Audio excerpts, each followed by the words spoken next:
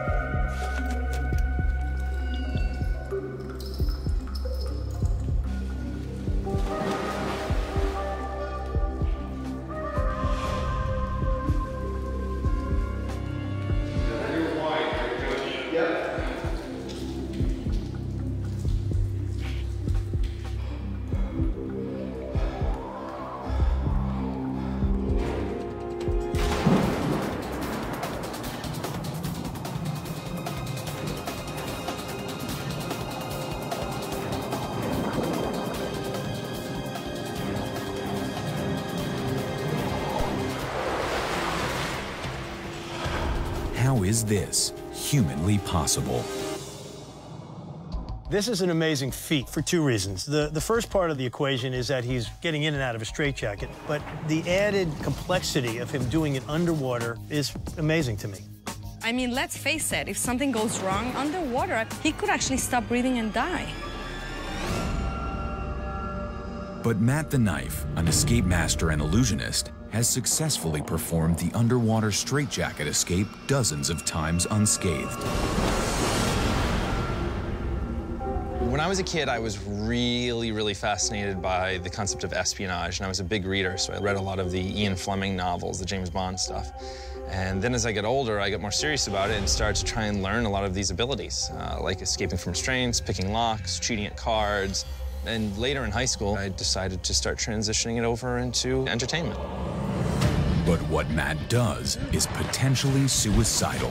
Straitjackets are dangerous, and they're made in a certain way that if you try to get out, you can damage your lungs, you could break a bone, you could dislocate your shoulder, and it could be a problem. Could Matt the Knife be using a trick jacket to aid in his escape? There's only one way to find out.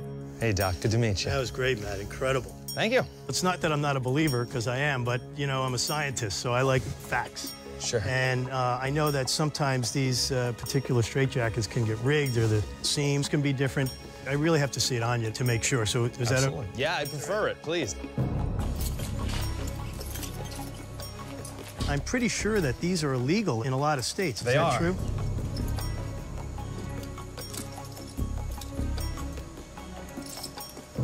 Well, this is quite interesting. You want this not terribly tight? No, snug, not tight. That's good. All right. It's on.